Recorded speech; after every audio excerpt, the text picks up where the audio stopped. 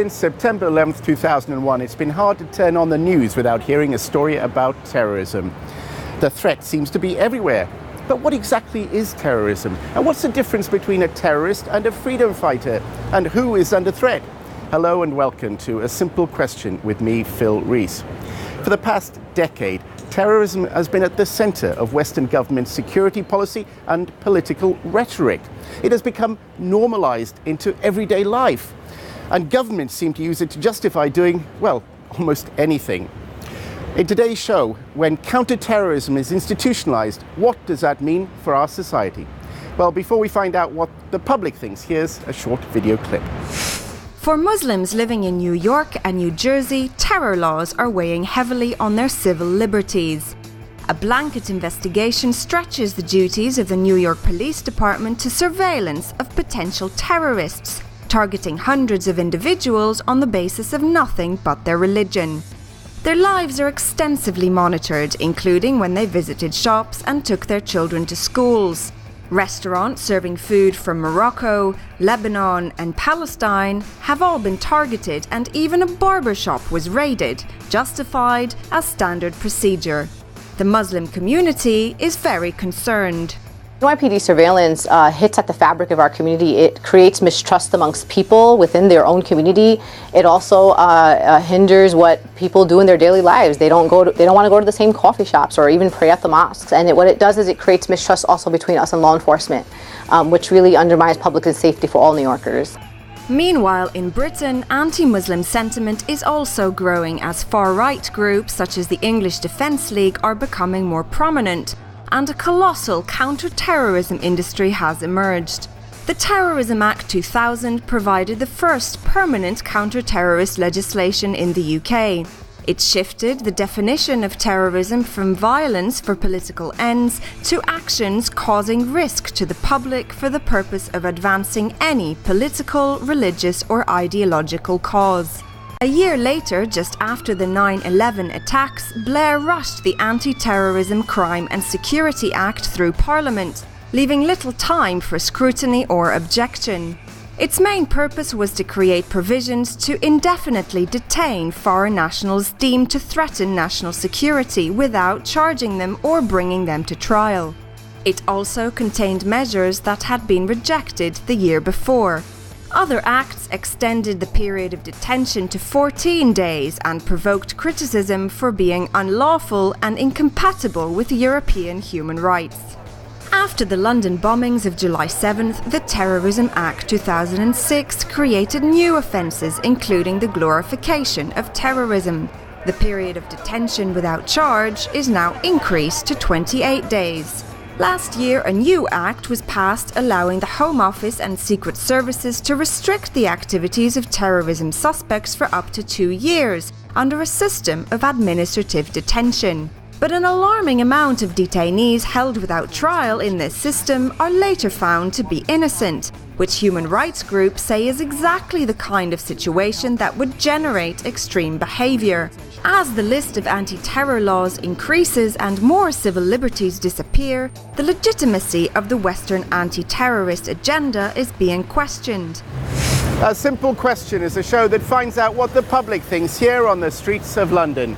I began today by asking if people knew the extent of Britain's terrorism laws and what their purpose is. I should have thought they ought to be to uphold our civil liberties. Britain has 5 different sets of terrorism laws that were brought in since 2000. What do you think they're for? I mean, what's the aim of them? I think the aim of them is to try and assuage the fear of the authorities about people using the internet for nefarious means. And I think in some respects, they're right to want to try and curb some of the larger loopholes in the internet, but by the same token, they're going to do away with an awful lot of civil liberties which the internet represents. It does more harm than good. Creating more, just creates more terrorism than reducing it. Terrorism is very real. I'm from America and we deal with that, especially after 9/11. So any type of legislation that would have to pass, I'm sure it's for a good reason.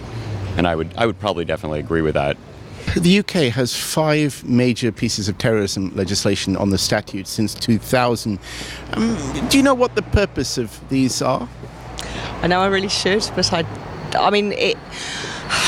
know that they kind of are all aiming to try and keep us safe and try and keep an eye on what's going on, but I'm not convinced they actually do what they're meant to. Sometimes it's rather difficult to know, but presumably they think that they're preventing terrorism, but it's a problem, actually. The PREVENT strategy, as it's known, is to prevent violent extremism, which is aimed at Muslim youth primarily. Now, one aspect of that is inviting university lecturers to inform the police if they believe some of their students are reading literature that is deemed extremist or behaving in a manner that might be suspicious. Do you think it's right to call on teachers to kind of spy on their pupils? No, it is not. That is the one field of liberalism I think should continue. Without that, there's not much hope. I mean, what about the fact that there are white Muslims in this world? What about the fact that there are white people who build bombs who have no Islamic affiliations? I'm a big fan of Ted Kaczynski, but I also used to wear a beard, and I would really hate if students were told to keep an eye on their classmates with beards. That's awful. That's a terrible idea. That's a law? I just think that's ridiculously stereotypical and almost bordering racist. Well, those were the views of the public here on the streets of London. Let's find out now what our experts think. The purpose of the first one, which I think you're talking about, which is from 2001, was an immediate response to 9/11. And this piece of legislation essentially provided for 3 different approaches to dealing with social terrorism. First of all, it was to deal with increasing police powers, particularly powers of search and detention. Secondly, it was to deal with the fact that in some cases the stop and search powers of the police needed to be improved. And in addition, it was to provide for the police to have additional powers in relationship to controlling the larger cities. I think that the rest of the legislation, of course, is about imposing control orders, detention without trial for up to originally 28 days. The whole PREVENT strategy is based upon an idea that terrorism is like bird flu, and that what you have to do is to isolate the virus and then all will be well. The problem is, in the latest iteration of the PREVENT strategy, is the government simply cannot understand or work out what is the relationship which it describes between violent extremism and non-violent extremism. And what they're trying to work out in this strategy is when one, either the non-violent, turns into the violent, and that's where university professors and academics come in, is that they are supposed to be able to see in the way in which their students react to, I don't know quite what, whether they are in the process of moving from one to the other. But given the fact that in the very self-same document, out of the 127 people charged with terrorist offences since 2011, only 30% of these come from universities, when in fact 42% of the population attend universities. It seems rather an extraordinary idea. And obviously it is extremely objectionable. What exactly are you supposed to notice about your student? Is it something in their behaviour, something you write in an essay? I, for instance, teach Islam and human rights and Islamic law and Middle East course. What am I supposed to see? If I see a student beginning to take a particular approach to a particular topic, such as, for instance, Hamas or Hezbollah, is this a sign that the student is adopting a position that might lead towards terrorism and violent extremism? It seems to me quite absurd. And secondly, what would I do about this exactly? And as most students are not in fact studying Middle East studies, but in fact are studying sort of engineering and computing and so on and so forth, exactly what kind of behaviour are professors and lecturers supposed to notice about their students? I mean, it would simply be, I think, impossible to understand. Robert Bales, in Afghanistan, a military soldier, he killed 17 people in cold blood. The American and the British government, the army, are there for a political cause. They're there for an ideological reason. Therefore, by the own definition of terrorism that's on the legislation.gov.uk website, it's an act of terrorism. So, but why is this act not called terrorism? Why is he not called a terrorist? Is it because he's representing a state? Is it because he's representing our state? Is it when an individual represents, is it only when an individual represents a particular faith or is said to be from a particular faith that his faith is mentioned? Because there are many criminals and there are many criminal acts that have a Jewish background, have a Christian background, have an atheist background, but their faith is not mentioned in the forefront of description upon who the criminal is. Whereas if someone from a Muslim background commits a crime, then his faith is brought into the forefront of his description of who the attacker is. A US soldier has been charged with the murder of 17 Afghan civilians after going on a shooting rampage. But he wasn't called a terrorist. Why is that? If a Muslim did the same thing in the West, well, the reaction would be somewhat different. And another thing, a former FBI officer has admitted that the agency uses entrapment in order to convict suspects. Well, I wonder whether that happens here. And is the secret state, including a government spying on its citizens, the most effective way to combat terrorism? Or should one analyze its causes? Let's find out what the public thinks. Well, it should be. I think if they're innocent people, regardless of, why the troops are there, that's, it just makes me think of things like the atrocities that were committed back in, other wars like Vietnam, and when innocent people were in the way, and I think that is an act of terrorism. I think, it's quite horrible to hear that. Recently in Afghanistan, an American soldier went on the rampage. He went berserk. He killed 17 civilians. Tragedy. Well, but he wasn't called a terrorist. Yet, if, say, a Muslim were to do that in Britain, he would be called a terrorist. Why is that? It's terminology. One man's freedom fighter is another man's terrorist. One man's freedom fighter is another man's terrorist.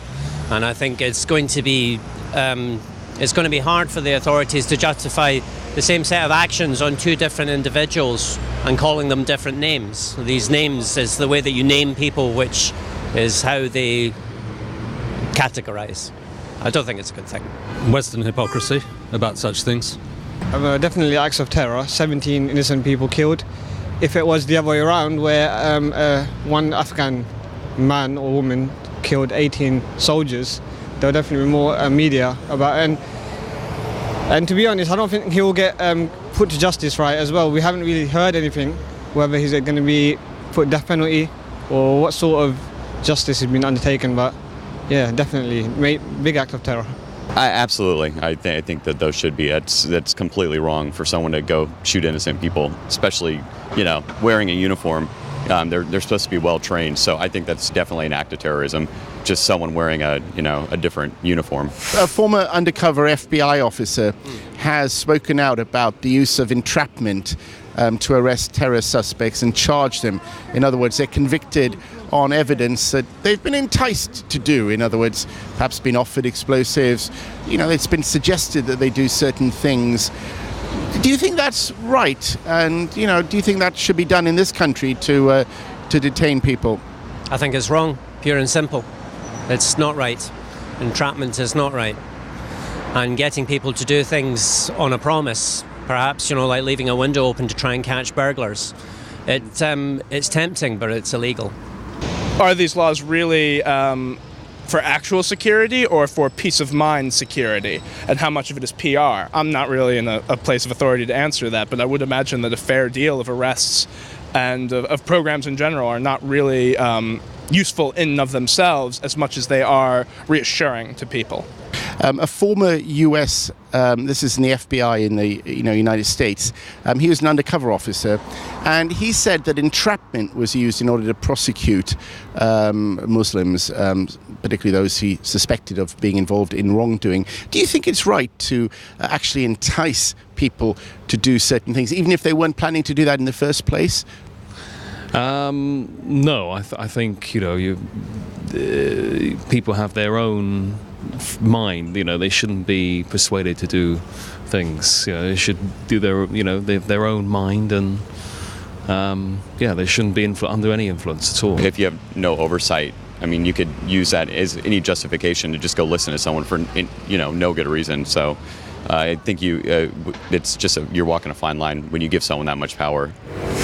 Different views there from the public here on the streets of London. So what do our experts think? Well, this of course began in Britain with the Prevention of Terrorism, so-called Temporary Provisions Act of 1974 in response to Irish events, when for the first time the police were able to detain people for 7 days then without trial. And this was used extremely widely. And what was interesting about those detentions during the Irish situation is that very, very few of those detained were ever charged with offences, and of those charged, very few were ever convicted. So thousands of people were arrested and detained, very few people ever ended up in court. And as we know also from that period, that many of the wrong people were in fact detained, tortured, and then convicted wrongfully. So not only had you a wrongful conviction, but you also actually hadn't got the people who had caused the terrorist incident. And one of the problems, it seems to me, about long periods of detention is that what actually takes place is it allows the police and those collecting evidence just extra time to carry out their work, rather than in fact understanding the urgency of the situation. So far from actually helping the struggle against terrorism, it seems to me it actually doesn't do that, it does the opposite. And I think therefore it looks disproportionate, does it not, to abandon human rights on the basis of protecting the public from terrorist threats. I think that if you really believe that terrorism poses a threat to democracy and to the human rights culture that we espouse, then it seems to me that it is giving in to terrorism if we begin to give up those rights. So I think it's actually, both in terms of strategic terms and in terms of a political and constitutional terms, totally wrong to give up human rights in exchange for an ephemeral feeling of security. There is a great deal of Islamophobia, and I think that the anti-terrorist laws in some way play into this. But I think actually it is more contained in the counter-terrorism strategy, where what you see is a quite Islamophobic approach to the question of terrorism. So, for instance, you have the argument that, you know, who is like to be a terrorist? A terrorist is like to be someone who supports the return of the caliphate. A terrorist is someone who is likely to support the use of jihad. A terrorist is someone who has a particular interpretation of Islamic law. A terrorist is someone who will use jihad and violent extremism and so on and so forth. Now, all this way of approaching the question seems to me to be totally wrong, because just because someone believes in the return of the caliphate does not indicate that they might be a terrorist. And what you see, I think, in the PREVENT strategy as a whole is a very conscious using of 200 years of Orientalism, particularly about Muslims and about Islam, and feeding a whole series of fears that the danger is that a preacher in a mosque might say something, or a student or a visitor to a student Islamic society might say something, which could develop into extremism and so on and so forth. And the real issue is that you have to make a very big distinction between terrorism as a crime and between Islam. And I think that the laws and the PREVENT strategy in particular feed in to a very negative view of Islam. And this is based on a whole series of ignorance about Islam. And I was very struck by this, by the French Interior Minister, who said about the Toulouse events that Mohammed Merah had been radicalized, which is a term used quite a lot, radicalized in prison by reading the Quran. And it seems to me that was an extremely revealing comment, that somehow the danger is reading the Quran. And quite honestly, it seems to me quite the opposite, that if you read the Quran, you are much less likely to be a terrorist than you are if you haven't read it. The push from the Prime Minister, the Home Secretary, has been so strong for anti-terror legislations that it's been quite difficult for human rights groups such as Liberty to push against these laws.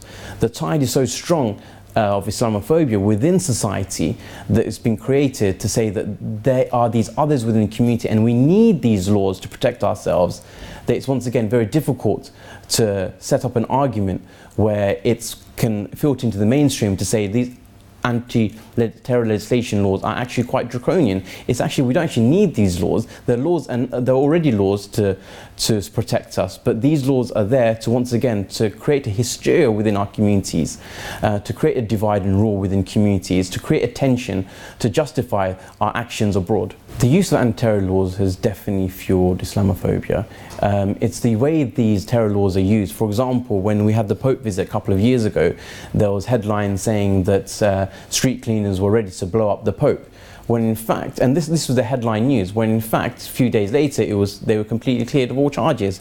But the damage had been done to the Muslim community in the eyes of the non-Muslim communities, the wider society, that the Muslim community wanted to blow up the Pope. You'd see newspaper headlines saying that Muslim bomber, potential plot. And you see very many hysterical frontline headlines on the newspaper, on the news channels, breaking news. But when it comes to analysis afterwards, you see in a few days' time or a week's time, these people actually released without charge. But the wider society doesn't see that. All they see is the headlines. And what that does is create, once again, a them and us, that there are these terrorists within our communities, there are the others within the communities, and unfortunately it filters down to society. And that's when you have the rise of the far right, you have the rise of the EDL, you have the rise of the BNP, and you have the rise of Islamophobia on the streets. In Britain, a suspect can be held in custody for 28 days without being charged. That's much more than in other comparable countries. So why is it that terrorism laws seem to take priority over human rights laws? And do these sort of laws fuel Islamophobia? Let's find out what the public thinks. They certainly seem to have done at the moment, but I think the government would argue that they haven't done, and they need to be able to keep people for quite long periods of time. I think it needs to be very carefully monitored, because there seem to have been people inside for a lot longer than 28 days. So we need to keep an eye on it. I think that Shami Chakrabarti and her organisation does a really good job of monitoring these kinds of things and bringing it to public attention. So I think that's important. The UK has many people in prison without trial, some of them waiting extradition to the United States. Of course, police can now hold people for 28 days. Human rights groups criticise this. Do you think it's right that the police should hold anybody without actually charging them? I think it really depends what they're holding them for. If they're holding for something that they won't tell them what it is that they're holding them for, then that's wrong. Again, I think it's opportunism on the part of the government. Actually, I mean, I think it's disgusting that people are locked up without trial, and like the people in Guantanamo Bay, they don't have an opportunity to know why they've been locked up. They don't have an opportunity to put a defence forward. They're not given any legal representation, and it's the same in this country. I mean, it's just like Guantanamo light in a way, isn't it? I think it's people's fear, but I think that people's human rights should be the first and foremost thing that we should uphold in society. Do you think that the terrorism laws have in any way increased the level of Islamophobia in this country? Easily, yes. I think one thing leads to another. If you increase the laws against Bob Smith, then people are going to feel bad about Bob Smith, even if Bob Smith hasn't done anything wrong. There definitely is Islamophobia amongst non-Muslims, for sure. That's a difficult one, because a small minority of Muslim extremists are, their own worst enemies in that respect. I definitely think that there would probably be more racism towards, Muslim faith based off of all these laws. I know in America they try to look at everyone to try to keep it equal, but they're more probably pointing out Muslim people, I would imagine, from what it seems like. That's all for this week. Thanks for joining us. If you've got something to say yourself, send an email to asimplequestion@presstv.com. That's asimplequestion@presstv.com. Meanwhile, I'll see you next week. Bye-bye.